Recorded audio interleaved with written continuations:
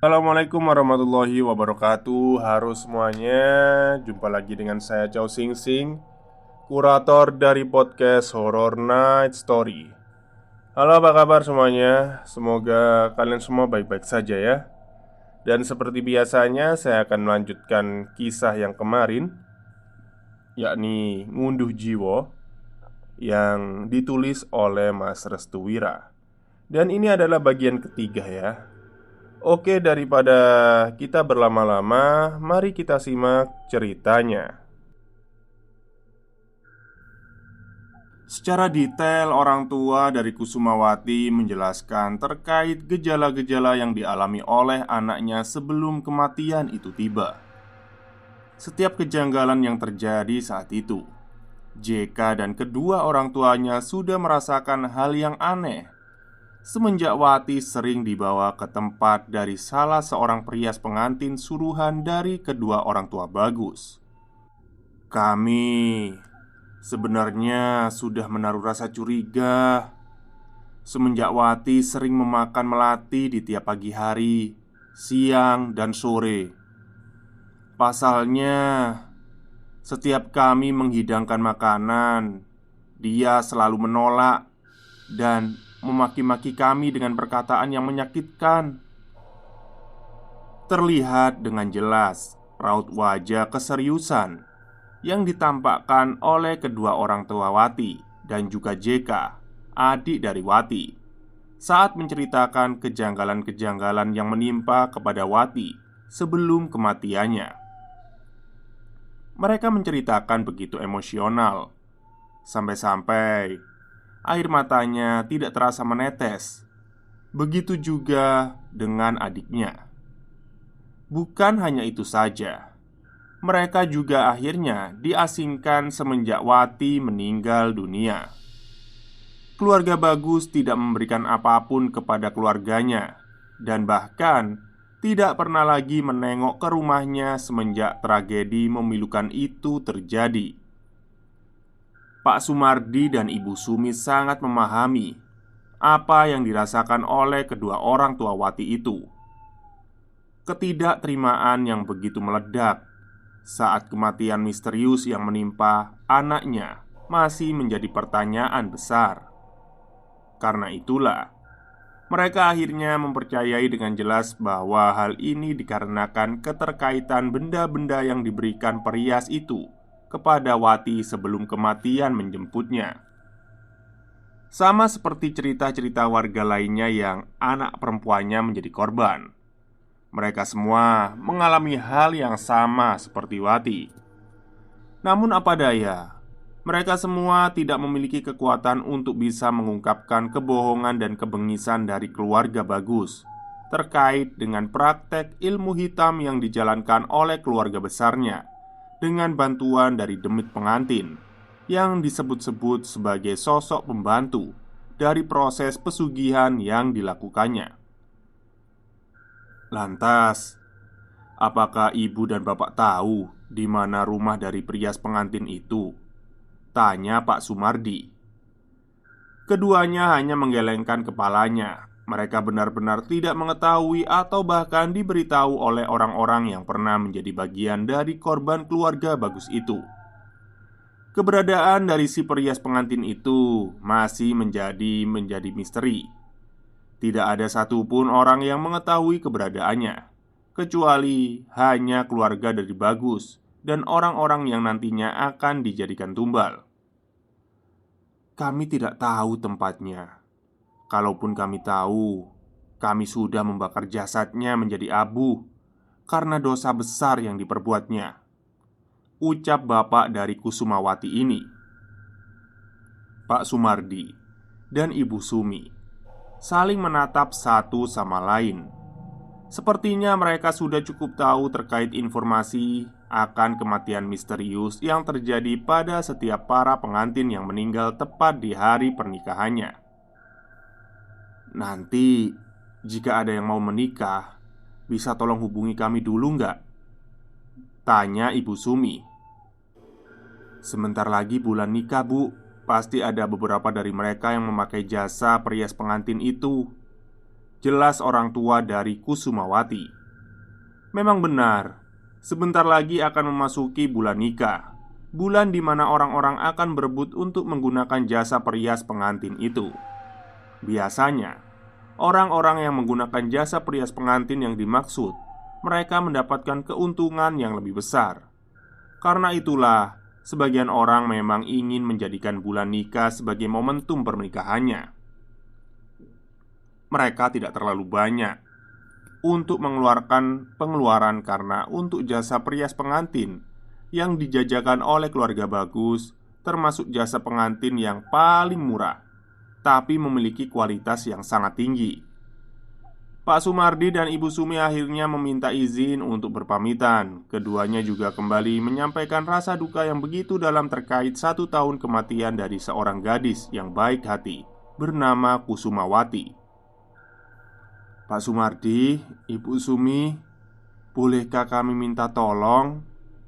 Tanya JK, adik dari almarhumah Kusumawati. Silahkan Cang Ganteng. Tolong jangan ada korban seperti Mbak Wati lagi ya. Tolong bongkar kejahatan dari keluarga Bagus. Kami bukan orang yang bergerak di bidang itu, Cang Ganteng. Kami berdua hanyalah seorang petugas yang biasa memandikan jenazah yang diutus oleh desa. Jika itu ada orang lain yang mungkin lebih mumpuni dibanding kami. Kalimat itu menjadi penutup. Dari mata JK, Ibu Sumi dan Pak Sumardi menemukan sebuah harapan. Harapan akan terungkapnya kematian yang sudah berlangsung selama 1 tahun lamanya itu. Namun lagi-lagi, sebelum Pak Sumardi dan Ibu Sumi pamit, orang tua dari Kusumawati memberitahu hal penting terkait keberadaan dari si perias pengantin menurut laporan para warga. Tunggu sebentar, Pak, Bu. Pak Sumardi dan Ibu Sumi terhenti sejenak. Mereka berdua menunggu kalimat selanjutnya yang akan diucapkan oleh bapak dari almarhumah Kusumawati ini. Kalau tidak salah, aku pernah mendengar kabar dari warga sekitar jika Bagus akan menikah dengan salah seorang dari desa sebelah. Mungkin mereka tahu tempat tinggal dari tukang rias itu. Lalu apa yang harus kami lakukan? Tanya Ibu Sumi kepada bapak dari Kusumawati ini. Maksud saya, mungkin saja pernikahannya akan dilaksanakan beberapa hari ke depan. Dan yang saya takutkan, wanita tersebut adalah tumbal selanjutnya. Mendengar hal itu, Ibu Sumi dan Pak Sumardi hanya mengangguk paham. Mereka berdua memang berniat untuk menghentikan hal tersebut. Namun, untuk siapa orang yang mampu menghentikannya? Pak Sumardi dan Ibu Sumi akan melakukannya bersama dengan orang-orang yang mumpuni di bidang ini. Sekali lagi saya minta tolong. Tolong jangan ada korban yang sama seperti anak saya. Pinta dari Bapak Kusumawati. Ibu dan Pak Sumardi pun mengiyakan apa yang dikatakan oleh orang tua Kusumawati. Terlihat dengan jelas keseriusan dari orang tua Kusumawati. Sampai-sampai air matanya berjatuhan tatkala mendengar kalimat itu, seperti memberikan sebuah arti tersirat bahwa luka mereka belum juga kering dimakan waktu. Mereka semua berharap jika kematian dari Kusumawati dapat terungkap dan si pelaku bisa mendapatkan balasan yang setimpal dengan apa yang mereka perbuat. Matahari mulai tenggelam. Suasana mendadak menjadi gelap. Orang-orang di desa Tejo Kromo segera memasuki rumahnya masing-masing. Selama seharian penuh mereka berada di luaran rumah. Akhirnya mereka beristirahat untuk berkumpul bersama keluarganya masing-masing. Besok kita harus ke desa sebelah, Bu. Bapak yakin mau ke sana? Jika pelakunya tidak ditemukan, lantas siapa yang akan menghentikannya? Atas kesepakatan mereka berdua, akhirnya mereka memutuskan untuk mendatangi desa sebelah pada pagi hari untuk menemui wanita yang nantinya akan dinikahkan oleh Bagus. Desa sebelah, Desa Wongso, bukan nama asli sebenarnya. Namun berbeda dengan desa sebelah, desa yang ditinggali oleh keluarga Dini, tampak terlihat seorang wanita yang dikabarkan akan menikah sebentar lagi sedang melakukan gerakan aneh di penghujung maghrib itu. Dia menari-nari di dekat kamarnya sembari menyanyikan lagu yang biasa digunakan untuk menyambut pengantin Jawa pada umumnya. Di saat yang bersamaan, Ibu Sri dan juga Pak Terjo merasa aneh dengan perilaku anaknya yang tiba-tiba berubah itu.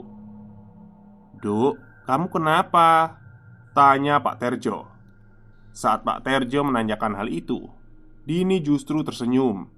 Lalu tidak lama kemudian, dia menundukkan setengah badannya sembari mengatakan, "Aku ini sedang mengalami kebahagiaan.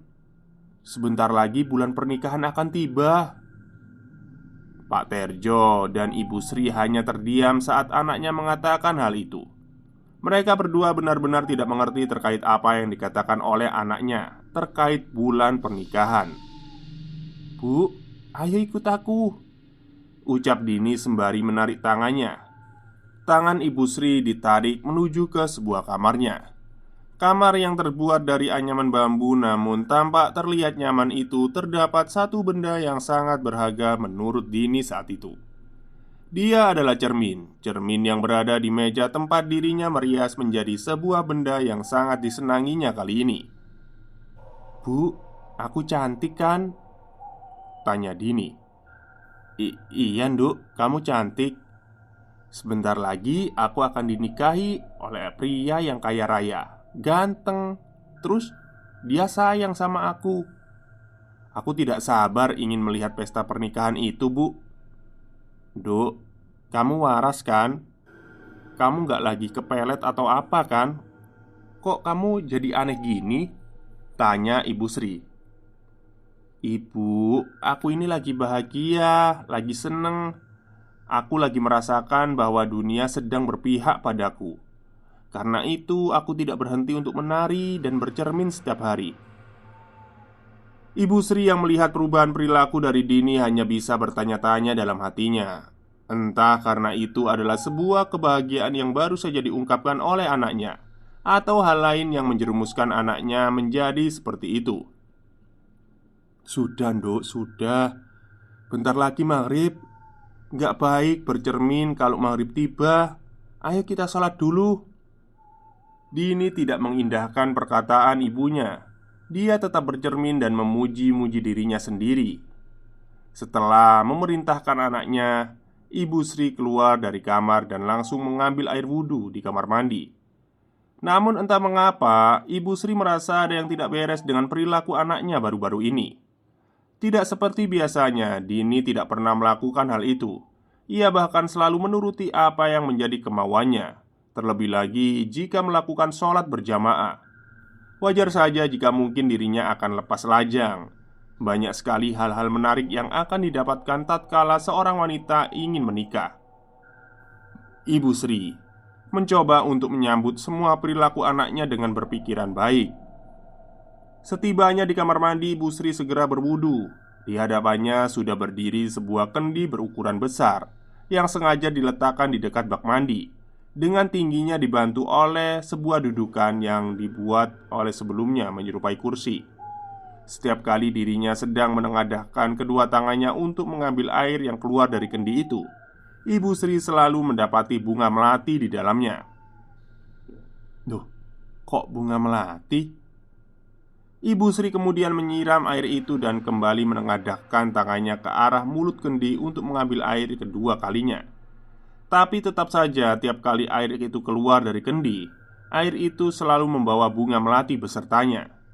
Sampai-sampai di lantai kamar mandinya sudah penuh dengan bunga melati yang entah dari mana asalnya. Ini melati dari mana ya?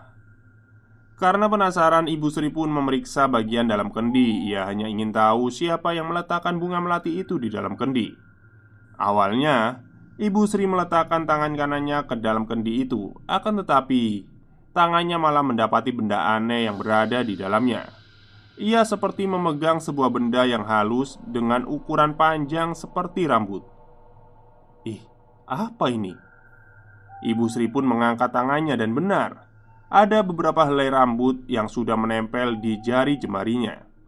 Rasa penasaran Ibu Sri semakin membesar. Untuk kedua kalinya Ibu Sri kembali mencelupkan tangannya ke kendi itu. Saat tangan kanannya kembali meraba, Ibu Sri mendapati benda aneh yang berada di dalamnya. Ia merasa seperti sedang memegangi sebuah wajah lengkap dengan mulut, mata, hidung, dan telinga. Saat dimana dirinya memegangi bagian mulut, ia benar-benar meyakini bahwa mulut yang ia pegang dalam keadaan terbuka. Hawa merinding langsung menyerang ke seluruh bagian tubuh Ibu Sri. Ia nampak tak percaya jika di dalam kendinya terdapat kepala manusia. Karena dia tidak percaya, Ibu Sri kembali mengangkat tangannya kembali. Ia sejenak menghela nafas sembari memperhatikan sekitaran kamar mandi. Dirasa sudah siap, Ibu Sri pun kembali memasukkan tangannya lagi ke dalam kendi dengan kedua kaki yang sudah berjinjit. Dan saat tangannya memeriksa ke seluruh bagian kendi, Ibu Sri kembali mendapati hal yang sama. Ia menyentuh sebuah benda layaknya kepala manusia dengan rambut yang memenuhi sebagian dari kendi besarnya itu. Lalu, rasa penasarannya kembali ia arahkan untuk meraba ke bagian lain. Dengan memejamkan kedua matanya, tangan Ibu Sri kemudian meraba satu persatu bagian wajah dari kendi itu. Masih dalam kondisi yang sama, mulut yang dipegangnya dalam kondisi menganga. Ia pikir ini hanya halusinasinya saja. Karena jika memang itu adalah sungguh-sungguh kepala manusia, tentunya bagian mulutnya akan tertutup di saat jemari-jemarinya menyentuh ke bagian yang sama. Akan tetapi saat kedua kalinya Ibu Sri menyentuh ke bagian mulut, tiba-tiba kedua tangannya merasa ada yang berbeda. Di saat dimana dirinya bisa menyentuh bagian lain di mulut tersebut seperti ada gigi dan lainnya, tiba-tiba bagian mulutnya menutup dengan sendiri. Saking terkejutnya, tangannya masih tersangkut di dalam kendi, hingga membuat kendi itu jatuh secara bersamaan. Ibu Sri yang tertimpa kendi itu langsung pingsan. Keributan itu membuat Pak Terjo dan Dini langsung menuju kamar mandi. Saat dimana dirinya sudah berada di kamar mandi, raut wajah mereka berubah seketika. Yang dilihatnya sekarang adalah tubuh Ibu Sri yang sudah tergeletak di kamar mandi bersamaan dengan reruntuhan kendi yang telah hancur porak-poranda. Tubuh Ibu Sri dibawa menuju kamar. Bagian kepalanya mendapatkan perawatan khusus karena terdapat luka memar. Pak Terjo dan Dini merawat Ibu Sri, berharap Ibu Sri bisa menceritakan apa yang terjadi. 1 jam lamanya mereka menunggu Ibu Sri untuk terbangun. Akhirnya Ibu Sri siuman dan kembali sadar. Dia dapat melihat wajah suami dan anaknya dengan jelas. "Alhamdulillah, sudah sadar kamu," ucap Pak Terjo kepada istrinya. Ibu Sri pun meminta kepada suaminya untuk membangunkan tubuhnya agar bisa bersandar. Sembari menunggu Ibu Sri tersadarkan penuh, Dini memberikan teh buatannya. Ibu Sri menerima teh itu dan langsung meminumnya. Ia kemudian memberikan teh itu kepada suaminya dan diletakkan kembali ke meja terdekat. Tangan kanan Ibu Sri langsung meraba-raba bagian kepalanya. Ia baru ingat jika maghrib tadi dirinya baru saja tertimpa sebuah kendi besar yang berada di kamar mandinya. Karena itulah ia merasa sedikit pening di bagian kepala. "Gak apa-apa, Bu." "Gak apa-apa, Pak. Tapi ibu takut." "Takut apa?" "Ibu merasa di rumah ini ada yang gak beres." Pak Terjo dan Dini hanya terdiam saat Ibu Sri mengatakan hal itu. Mereka berdua justru kebingungan dengan asumsi yang tercipta dari Ibu Sri setelah dirinya tertimpa kendi di kamar mandi. "Memang ada apa, Bu?" tanya Pak Terjo. Pertanyaan itu tidak dijawabnya. Ibu Sri lebih memilih untuk membungkam dan tidak ingin mengatakan kepada suaminya. Ia hanya takut jika apa yang terjadi kepada dirinya hanyalah perasaan pribadinya saja. Hanya saja dirinya menjadi trauma. Dia mengalami trauma berat dengan bebauan melati yang ada di kamarnya. Pasalnya, tiap kali dirinya mencium bebauan itu di dalam rumah, Ibu Sri akan mendapati hal-hal aneh yang berada di luar kendali dirinya. 5 hari sebelum pesta pernikahan, mentari kembali bersinar seperti biasanya. Pak Terjo kembali menjalankan kegiatannya sehari-hari sebagai petani. Kali ini Pak Terjo hanya ditemani oleh Dini, sedangkan Ibu Sri ia memilih untuk berada di rumah sendirian semenjak kejadian dirinya. "Ibu di rumah sendiri nggak apa-apa," ucap Pak Terjo kepada Bu Sri. "Iya Pak, Ibu istirahat di rumah aja ya." "Ya udah, nanti Bapak sama Dini pulang cepet kok." Ibu Sri hanya mengangguk semenjak kejadian mengerikan itu. Sebelum pergi menuju sawah, Dini selalu ingat untuk melakukan lakon yang diamanahkan oleh Bi Ima kepadanya. Dia harus memakan bunga melati dan menyisiri rambutnya dengan menggunakan sisir khusus. Kebetulan saat itu pintu kamar sengaja ia buka lebar. Tujuannya agar Pak Terjo memanggilnya. Dini langsung keluar dari kamar tanpa harus membuka pintu terlebih dahulu. Namun, tatkala Dini sedang menyisiri rambutnya, tiba-tiba di cerminnya terlihat wanita mengenakan pakaian ala pengantin berjalan melewati kamarnya. Sontak saja Dini segera membalikkan badannya dan langsung meletakkan sisir itu. Di luar kamarnya, Dini sudah mendapati Pak Terjo yang sudah duduk di ruang tamu. Karena penasaran, Dini pun bertanya kepada bapaknya, "Pak, tadi ada yang lewat kamarku ya?" "Nggak ada kok. Bapak dari tadi nungguin kamu di sini, nggak ada yang lewat. Ibu kamu juga di kamar." Dini hanya terdiam. Ia kembali menengok ke arah belakang yang mana tepatnya berada di sekitaran kamar mandi.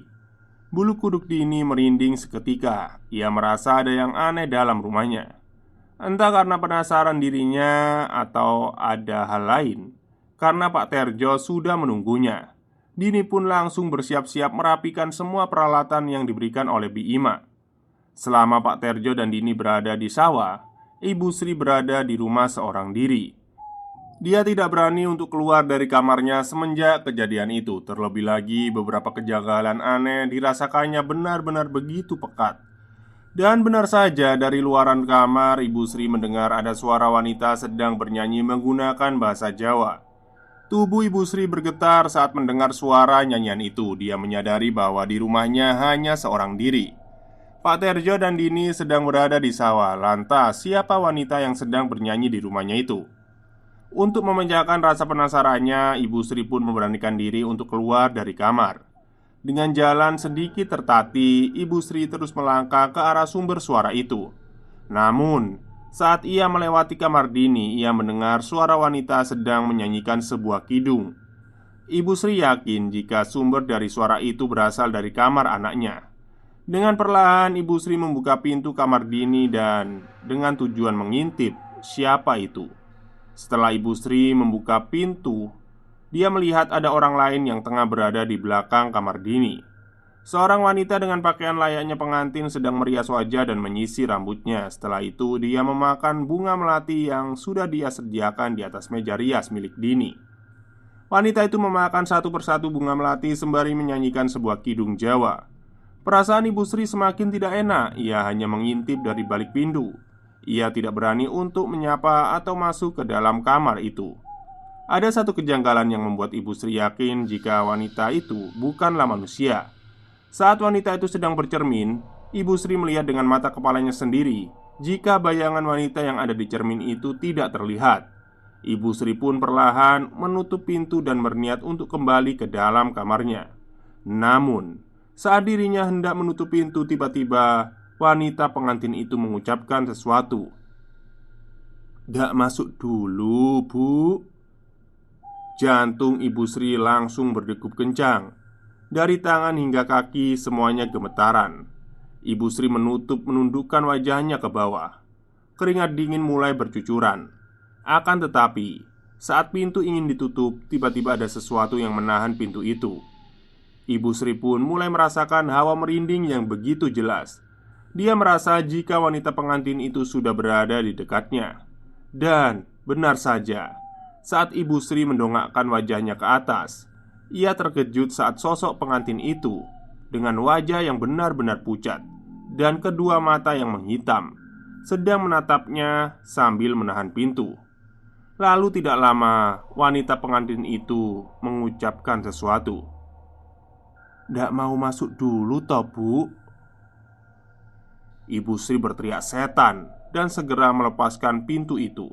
dia berlari ke depan rumah. Sementara hantu wanita pengantin itu tertawa terbahak-bahak.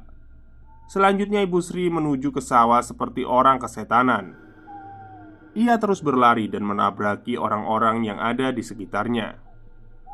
"Maaf, Bu, Pak, maafkan saya," ucap Bu Sri sebelum mengetahui siapa orang-orang yang ia tabrak.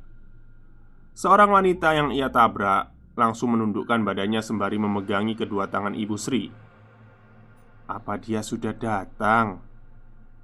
Ibu Sri yang mendengar suara itu langsung terdiam. Suaranya benar-benar sangat dikenali oleh tampak familiar. Saat dimana dirinya mendongakkan kepalanya ke atas, Ibu Sri terkejut bahwa yang ada di hadapannya sekarang adalah calon mertua dari Dini, Bunda Melati. "Bunda Melati? Apa dia sudah datang, Bu? Siapa yang Bunda maksud?" Bunda Melati tersenyum mendengar kepolosan yang tampak jelas dari wajah Bu Sri. Dan memang demikian, Ibu Sri tidak mengetahui siapa yang ia maksud. Akhirnya Ibu Sri pun membisikkan sesuatu. Maksudnya itu Bunda Melati ya.